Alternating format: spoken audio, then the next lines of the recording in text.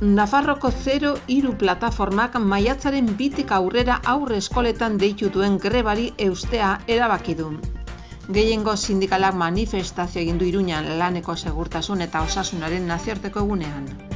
Nafarroko ostalaritzan historia emakume kontatua argazki eta testigantza biltzen dituen erakusketa ireki dute Arizkunenea kulturetxean.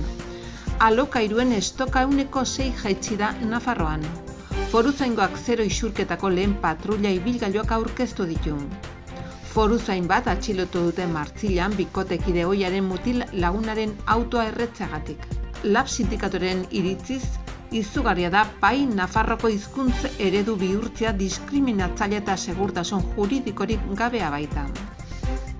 Lehen hezkuntzako 750 ikaslek baino gehiagok Iruñeko txokoetan eta kaletan ezkutatutako matematikak ezagutuko dituzte udalak eta Nafarroko unibertsitate publikoek egindako ibilbidei esker.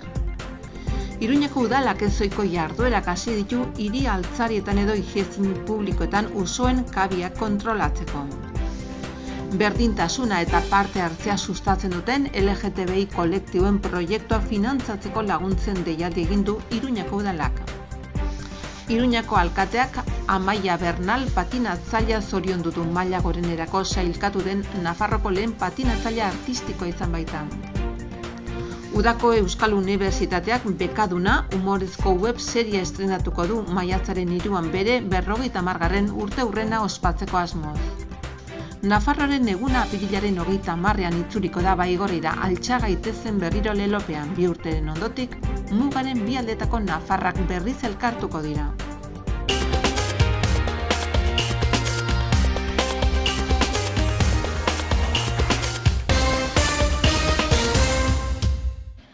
Nafarroko 03 plataformak maiatzaren 2tik aintzinera aurre eskoletan deitu duen grebari eustea erabaki du Foru Gobernuko Hezkuntza Departamentuarekin eta Nafarroko Udal eta Kontzejoen Federazioekin bilera egin eta gero. Plataformak adierazi du ez lukela greba bertan bera utziko ez dago ezer idatzita, ez dago konpromiso irmorik, ez dago helburu ez hitz egiten duen egutegirik, ez dago ezer argi.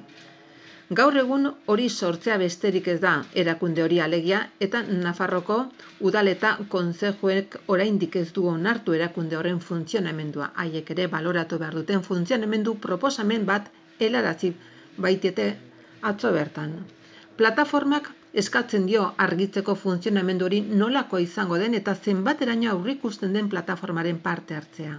Une puntualei buruz hitz egiten dutelako. Greba bertan bera usteko nahikoa ez dela esaten dute eta asteleheneko deialdian mantentzen dira.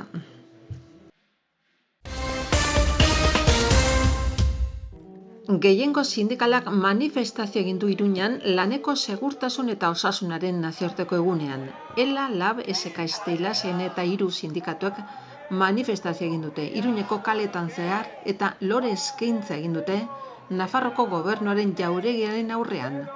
Patronalari lan baldintzak hobetzeko eskatu diote eta Nafarroko gobernuari berriz, patronala kontrolatzeko behar beste baliabide jartzeko.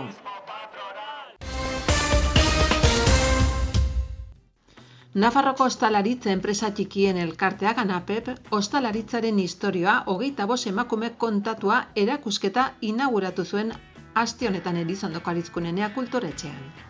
Erakusketa horren bidez ostalaritzan aritu diren emakume guztiak omendu nahi dira.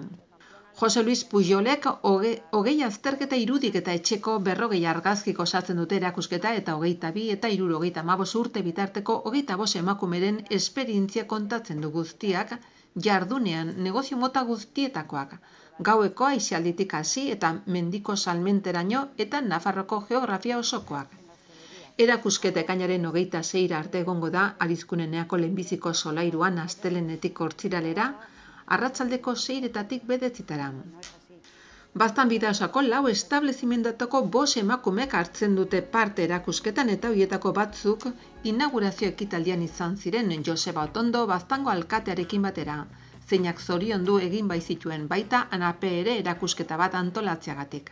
Hain beharrezkoa ostalaritza beti emakumeek sostengatu dutelako, baina askotan haien lana bigarren mailan geratu da. Ostalaritzaaren eta gastronomiaren historiaren zati bat kontatzen da, emaztekie bizipenetik, emaztekiak izaten baitira gehienean, ostalaritzan eta gastronomian toki gehien eta lan gehien egiten dutenak, naiz eta gero kontaketan eta guztien horreztapenean bazuten behar duten toki izaten.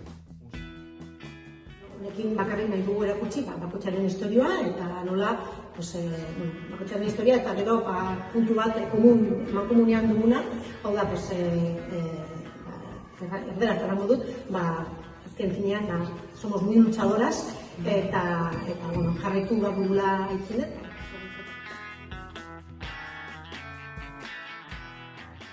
Polita dela, eta norbait ere pentsamentu nortan balin dago, animo bat emateko. 2 urte gainera oso txarra pasatu ditugu ostalaritzak, konfinatuak egon gara eta izan da un txute, esposizion hasi den txute, de energia otra vez, eta horren oso kontent,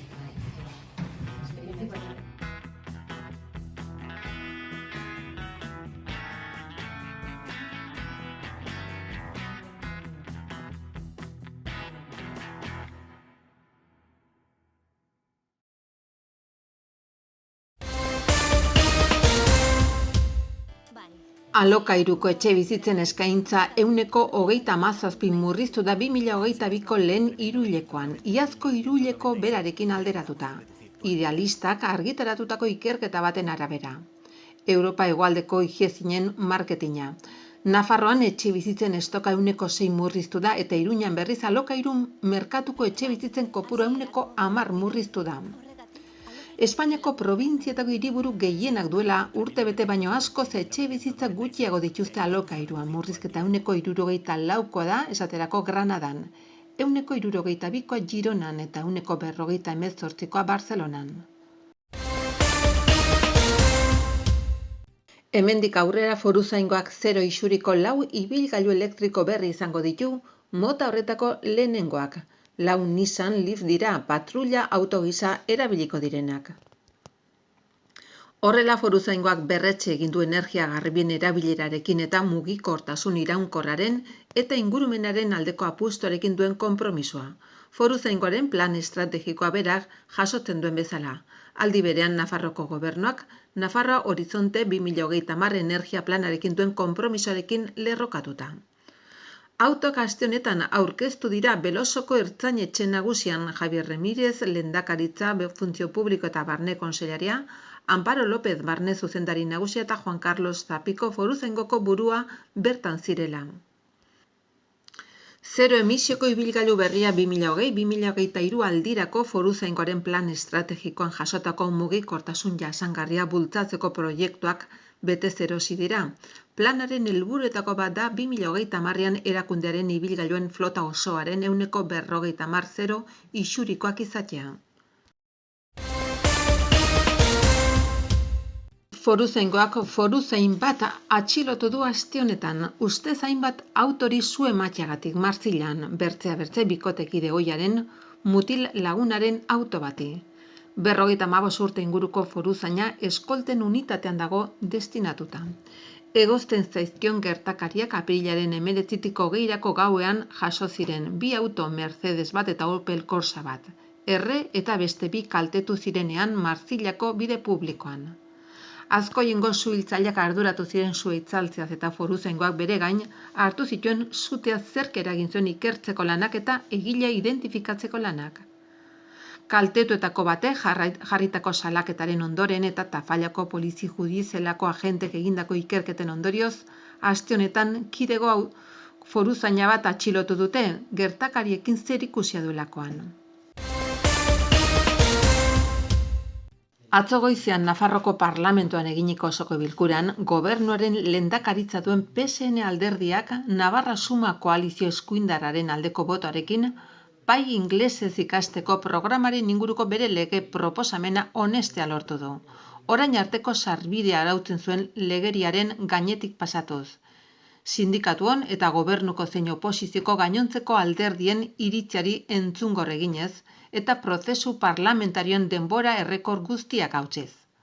Lab sindikatoren iritziz izugarria da Pain Nafarroko hizkuntza eredu bilakatu izana eta lege berria diskriminatzailetzat eta segurtasun juridikorik gabekotzat jo du. Iruñeko udalak eta Nafarroko Unibertsitate Publikoak urtarrilean Kale-Mat hezkuntza programa berria abiatu zuten eta hirian barnako ibilbide matematiko batzuk egitean datza.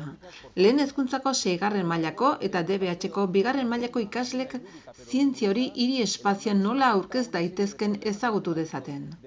Programaren lehen hilabetetan 11 ikastetxetako lehen hezkuntzako 750 ikasle baino gehiagok egin dituzte ibilbideak argitaratutako materialarekin, eta hoiei 2. hezkuntzako ikasleak gehitu behar zaizkie.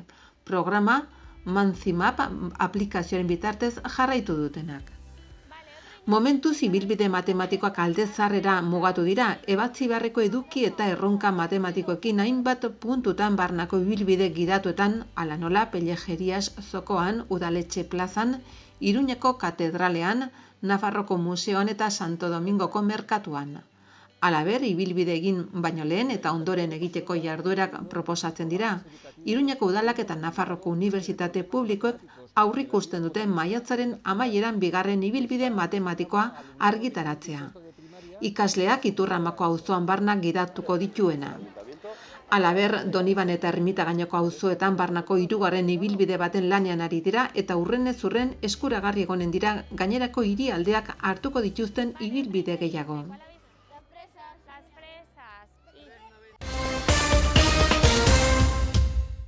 Iruñeko udalak usoen kabiak eragozteko mekanismoak jarriko ditu laizter Azueloko monasterioaren plazako pergolan, esaterako, giza jarduerari eragin dizaioketen espazioetan. Usoa kontrolatzeko ezoiko jardueretako bata, hiri konserbazioko alorrak abierazikoa eta elikagaien ikuskaritza eta zoonosi zerbitzuak dagoeneko egiten duetenen osagarria. Atzo goizean, Fernando Villanueva osasun zinegotzi berexiak hirigintza batzorderi azaldu dizkio abian jarritako jarduketa berriak. Ekintza hoien bidez, usoek herritarrei eragiten dieten presioa murriztu nahi da, bai zaratengandik bai hegazti hoien gorotz, ostatu edo kabiak egiteagatik. Esku hartze hoien bidez, hondatutako sare itxidura konpondu eta pintxok edo kabiak egitea galarazten duten beste mekanismo batzuk jarri nahi dira. Gainera hiri altzarietan edo higiezinen publikoetan egindako kabiak kentzen jarraitu nahi da. Maiatzaren 28 bukatzen da irabazi asmori gabeko LGTBI elkartek eta erakundek beren eskabideak aurkezteko epea. Deialdi hori Iruñeko udalak onartu zuen persona lesbianen, gaien, transen, bisexualen eta intersexualen berdintasuna parte hartzea eta presentzia sustatzeko proiektua finantzatzeko, gizartean, ekonomian, kulturan eta lanean erabat integrazia lortzeko, eta ezagutza, ikerketa eta dokumentazioaren zabalkundea bultzatzeko. Deialdiaren aurrekontua 20.000 euroko izango da aurrerantzean ere. Iruñeko alkateak Amaia Bernal izotz patinatzaile artistikori harrera egin dio udaletxeko bulegoan. Kirolariak historia egin du bere disiplinan izotz gaineko patinaje artistikoaren kategoria gorenerako sailkatu den lehen nafarra izan baita. Bernalek Cristina Udine entrenatzaile eta Iñaki de Santiago Kosner Uarte bere klubeko presidentea izan ditu lagun. Amaia Bernalek 21 urterekin lortu du izotz patinaje artistikoaren gorenera iristea duela aste batzuk egindako froga nazionaletan urrezko aurreko domina lortu ondoren. Senior femenino absolutu nazionalean lehiatuko da, iaz 3 patinatzaile bakarrik zeuden kategoria zorrotzan. Amaia Bernal 5 urterekin hasi zen izotz patinajean, hastapen ikastaroetan eta 7 urterekin patinaje artistikoaren aldeko apustua egiten hasi zen.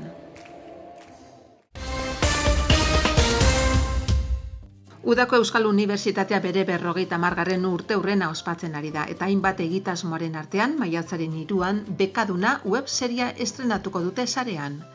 Ikus-entzunezko honen helburua urteurrena modu jostagarrian ospatu eta Udako Euskal Unibertsitatea ezagutzen ez duten publikori iritsi eta lantaldea eta bazkideak omentzea da.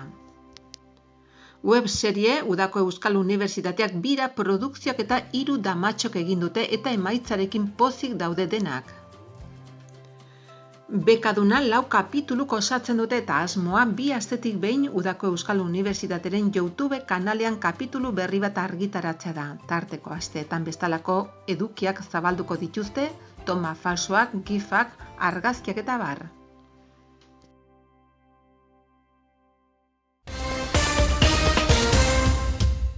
Nafarroaren eguna apirilaren 30 larunbatean ospatzen da Baigorrin. Zutik gintezen berri lelopean, esaldi hori aukeratu da koronavirus pandemiak eragindako 2 urteko geldiaren eta osasun egoerak eragindako neurrien ondoren jai honen berraldaketa islatzeko. Milaka persona biltzen ditu Nafarroaren egunak eta ikuspegi instituzionaletik ere garrantzia irabazitu urtetik urtera. Ipar Euskal Herriko eta Nafarro osoko geroz eta uzapez eta hautsi gehiago bertaratzen baitira bestara. Eguna 2 zatitan banatzen da nagusiki. Goiz partean bedezitan merkatu izango da Elizako plazan ikastolako askaria, 10etan desfilia beheko plazatik gaineko plazarat. Duguna, burgaintzi eta tafallako dantza taldekin makilariak, basaldunak, kilimon, buztintxuri, Baigorriko giganteak, trikitilaria, txistularia, gaiteroak, basaldunak, txarangak, txakatuk, espela eta kuskustu. 11etan ekitaldia izango da Elizako plazan, 12etan basa hitza, irrintziniak, jauziak. Ordu batetan larrain dantza eta ordu bitan ikastolako bazkaria plaza txokon. Arratsaldean aurren txokoan puzgarriak, egurrezko jokoak eta makillajea. Ordu bat aterritan jaiak, txarangak, 3:30 elektrotxufla. 3:30 ere berso saioa unintzen beita Eneko Lazkoz, Oiana Iguaran eta Sustraiko Linarekin. 4:30 dantza ikusgarria, 7:30 izan. Eta 5:30 Kiki Bordatxo, 9:00 kilimak. Ordu batetan Olako Deluxe.